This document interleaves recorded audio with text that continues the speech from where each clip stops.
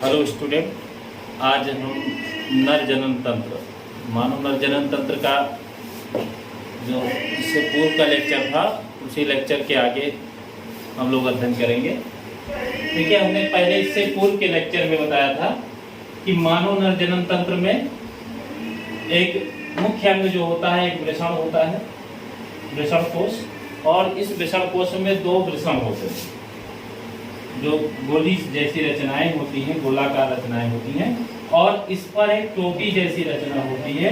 टोपी जैसी रचना को हम क्या कहते हैं? एपिडाइडमिस या अधिवृषण कहते हैं। अब अधिवृषण जो होता है, ये इसकी नलिकाएं कुछ ज्यादा कुंडलित होकर के अधिवृषण के ऊपर एक टोपी जैसी रचना बना लेती है। अधिवृषण ये आगे चल करके शुक्रवाहिनी में खुलती है। अधिवृषण तो शुक्रवाहिनी जो है ये क्या करती है? शुक्राणुओं को ले जाने का कार्य करती है। और अधिवृषण क्या करता है? शुक्राणुओं का संग्रह करता है और उसको परिपक्वन कराता है, यानी कि मैच्योरेशन के लिए जिम्मेदार होता है। अब बात आती है कि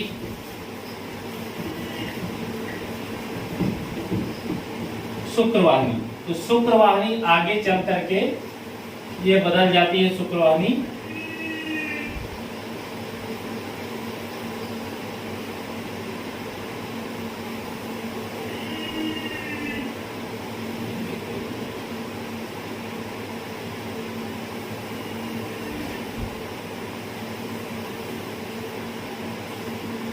ये शुक्रवाहिनी है। शुक्रवाहिनी पीछे की ओर से ये खुलती है, किसमें?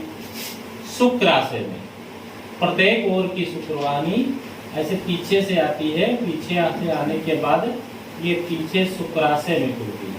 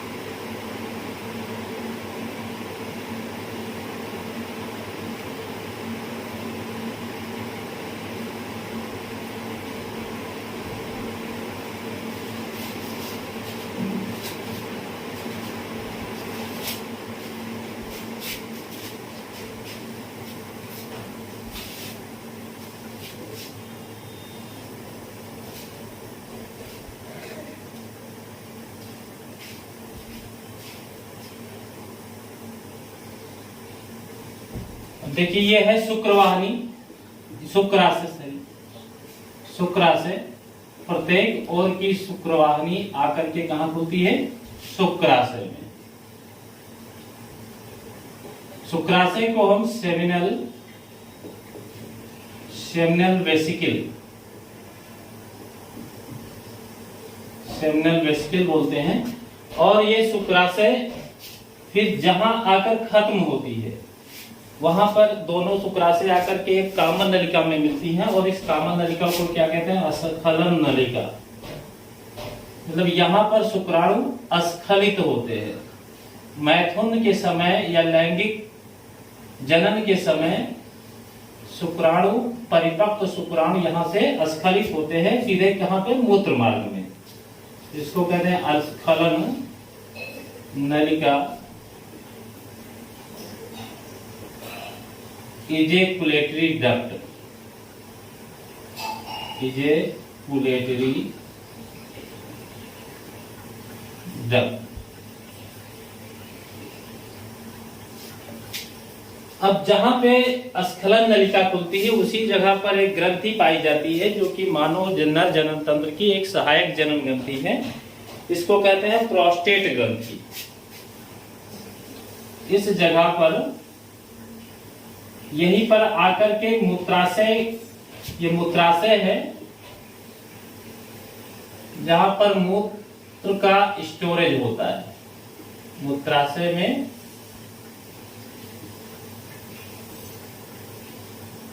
अब ये मूत्राशय और स्खलन नलिका आकर एक ही जगह पर लगभग खुलते हैं। इस जगह पर एक गांठ जैसी रचना होती है जिसको प्रोस्टेट, यहां पर ये कहलाती है प्रोस्टेट ग्रंथि।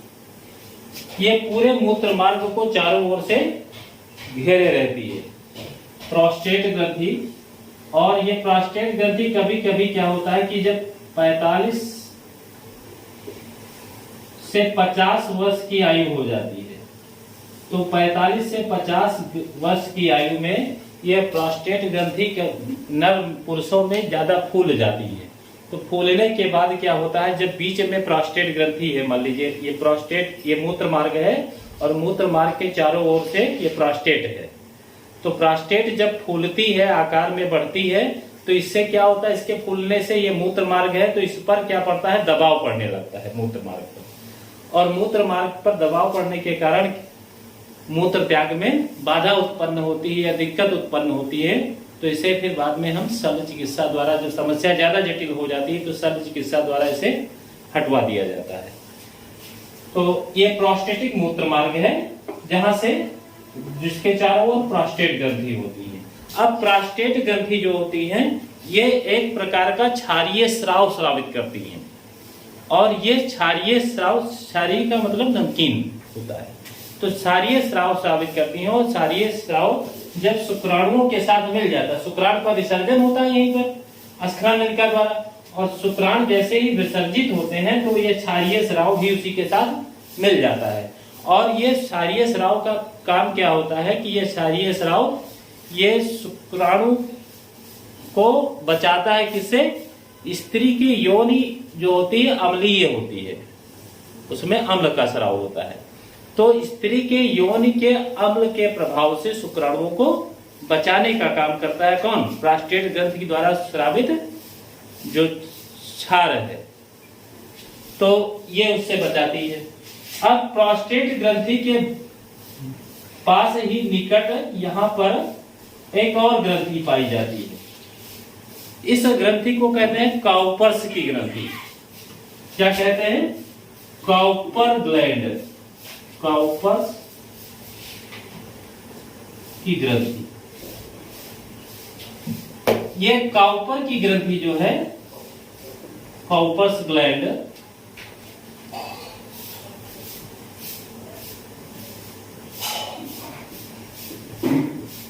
काउपर्स ग्लैंड एक मिल्की, कठोर, मतलब अर्ध तरल जिसको कह सकते हो, अर्ध तरल या अर्ध ठोस पदार्थ स्रावित करती है।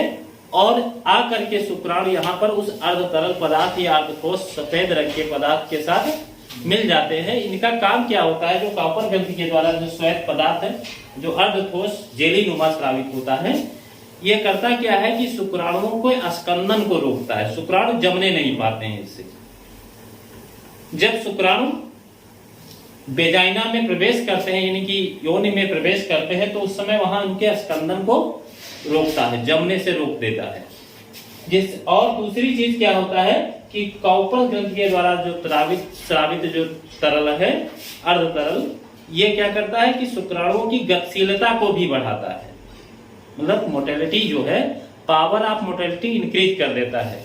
तो जब शुक्राणुओं की गतिशीलता यानी कि सक्रियता बढ़ जाती है और इनका स्कंदन रुक जाता है, तो जैसे ही योनि में, स्त्री की योनि में विसर्जित होते हैं शुक्राणु, तो विसर्जन के बाद क्या होता है कि ये शुक्राणु जो है ये आसानी से कहाँ पहुंचेंगे, स्त्री के यौन से होकर के कहाँ तक पहुंच जाते हैं, गर्भाशय में। और गर्भाशय से फिर इनका मार्ग कहाँ बनता है, फैलोपियन नलिका की ओर। आगे के लेक्चर में जब स्त्री जननांग पढ़ाएंगे तो उसमें बताएंगे, मादा जनन तंत्र में, तो उसमें बताएंगे कि ये शुक्राणु कहाँ जाते हैं, गर्भाशय से होते हुए फैलोपियन नलिका में जाते हैं। और फैलोपियन नलिका में जो अंडोत्सर्ग क्रिया होती है, अंडोत्सर्ग क्रिया के पश्चात मतलब ओवुलेशन प्रोसेस के बाद वो अंडा कहाँ आ जाता है, फैलोपियन नलिका में। और इधर से शुक्राणु भी पहुंच जाते हैं। तो जब शुक्राणु पहुंच जाते हैं तो दोनों मिल जाते हैं और इसी मिलने की क्रिया को हम क्या कहते हैं, निषेचन या फर्टिलाइजेशन। ठीक, तो ये फर्टिलाइजेशन होता है। तो ये तो हो गया काउपर ग्रंथि। अब ये सहायक जनन ग्रंथियों में ये हो गया। अब मूत्र मार्ग की बात आती है तो मूत्र मार्ग जो होता है ये यहां से यहां तक ये लगभग 20 सेंटीमीटर लंबा होता है। मूत्र मार्ग के ये आपका क्या है, मूत्र मार्ग। क्योंकि पुरुषों में जो ये छिद्र होता है इसको कहते हैं मूत्रोजनन छिद्र, मतलब मूत्र और शुक्राणु दोनों एक ही रास्ते से विसर्जित होते हैं। तो ऐसे छिद्र को क्या कहेंगे, मूत्रोजनन छिद्र। और ये मूत्रोजनन छिद्र जो है ये शिश्न के अग्रभाग पर यहां पे खुलता है, शिश्न के अग्रभाग पर। ये क्या है, शिश्न है, शिश्न। इसको कहेंगे पेनिस, जो पुरुषों का एक जनन अंग है, सहायक जनन अंग कह सकते हो। इसका काम होता है शुक्राणुओं को मादा की योनि में प्रवेश कराने में सहायता करना। इसको लिंग भी कहते हैं। तो शिश्न ये पेनिस के शिखर पर ये मूत्रोजनन छिद्र खुलता है। अब ये जो मूत्र मार्ग होता है, ये मूत्र मार्ग की लंबाई कितनी होती है, 20 सेंटीमीटर, अबाउट 20 सेंटीमीटर लंबी होती है, 20 सेंटीमीटर लंबी। तो 20 सेंटीमीटर लंबा मूत्र मार्ग होता है। और इस मूत्र मार्ग से होते हुए शुक्राणु क्या करते हैं, शुक्राणु जब स्खलन नलिका द्वारा विसर्जित होते हैं तो मूत्रोजनन छिद्र द्वारा फिर मादा के योनि में विसर्जित कर दिए जाते हैं, यानी कि वहां पर छोड़ दिए जाते हैं। अब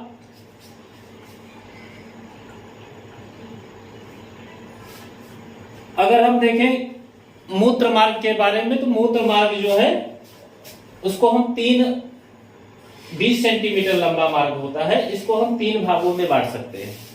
एक होता है मूत्र मार्ग प्रोस्टेटिक मूत्र मार्ग।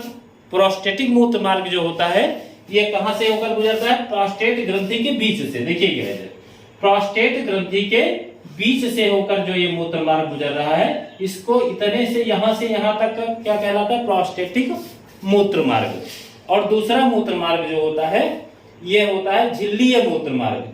झिल्लीय मूत्र मार्ग जो होता है ये काउपर ग्रंथि के बीच से होकर गुजरता है, इसको कहेंगे झिल्लीय मूत्र मार्ग। ठीक, और झिल्लीय मूत्र मार्ग के बाद यहां से यहां तक ये कहलाता है शिश्नीय मूत्र मार्ग, जो शिश्न से होकर गुजरता है। इस तरह से प्रोस्टेटीय मूत्र मार्ग, काउपर मूत्र मार्ग या झिल्लीय मूत्र मार्ग और शिश्नीय मूत्र मार्ग के 3 भाग होते हैं। और तीनों भाग को मिलाकर के इसकी लंबाई कितनी होती है, 20 सेंटीमीटर, यानी कि 20 सेंटीमीटर की लंबाई होती है। अब बात आती है शिश्न की। तो शिश्न जो है ये इरेक्टाइल यानी कि उत्थानशील अंग होता है, इरेक्टाइल या उत्थानशील अंग होता है शिश्न। और इसकी लंबाई जो होती है ये करीब में 7 से 8 सेंटीमीटर तक होती है शिश्न की लंबाई। 7 से 8 इंच की, सारी सेंटीमीटर नहीं, इंच देंगे, 8 इंच की होती है। अब ये उत्थानशील अंग है और इसमें आपने देखा होगा, इसमें जो शिश्न होता है ये इस तरह से, इसमें क्या होता है कि रक्त वाहिनियां पाई जाती हैं। और रक्त वाहिनियों का रक्त जो है इनमें भरा, ये कोटर है। इस कोटर में जनन के समय रक्त वाहिनियों से रक्त बहुत ही दबाव के साथ आकर कोटर में भर जाता है। तो मैथुन के समय या जनन के समय क्या होता है कि ये जब कोटर भर जाते हैं तो ये फोर्सली रक्त के द्वारा फोर्सली भरते हैं, इससे ये तन जाता है। ये पहले वैसे सामान्यतः क्या होता है शिथिल अवस्था में होता है, लेकिन उस समय मैथुन के समय ये तन जाता है। और इसमें तंत्रिका कोशिकाएं भी होती हैं, कुछ रक्त कोशिकाओं की मात्रा सबसे ज्यादा होती है। अब शिश्न के 3 भाग होते हैं।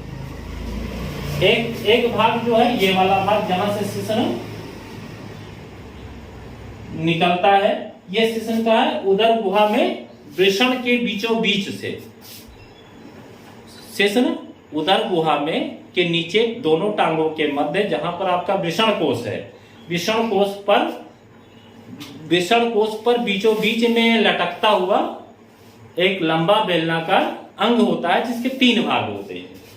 पहला भाग ये है, इसको कहते हैं शिश्न मूल। शिश्न मूल का मतलब क्या होता है? जड़। मूल का मतलब होता है जड़, यानी कि पेनिस रूट। यहीं से शिश्न जो है ये उदर से जुड़ा होता है, शिश्न मूल से। अब शिश्न मूल के बाद का भाग जो है ये कहलाता है आपका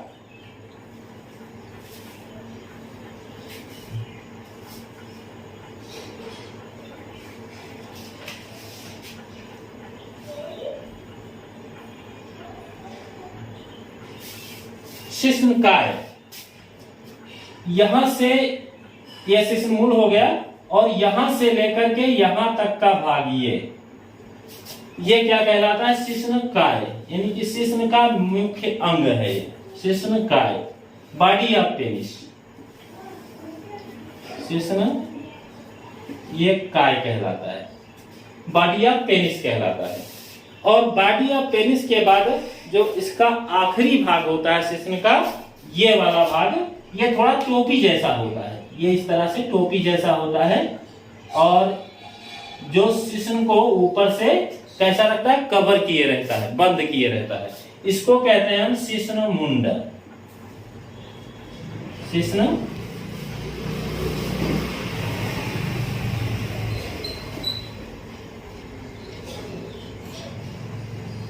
शिश्न मुंड कहते हैं। ये शिश्न मुंड जो है इसको शिश्न मुंड के पास ये जो फूला हुआ भाग इस तरह से ऐसे होता है, यह ग्लांस पेनिस कहलाता है। शिश्न मुंड या ग्लांस पेनिस। और यहूदियों में यानी कि मुस्लिमों में इस शिश्न मुंड के ऊपर जो त्वचा होती है इसको ढके हुए होती है, इसी को काट कर अलग कर दिया जाता है, जिससे ये टोपी जैसी रचना बिल्कुल स्पष्ट दिखाई देने लगती है। इसको हम क्या कहते हैं? खतना कहते हैं।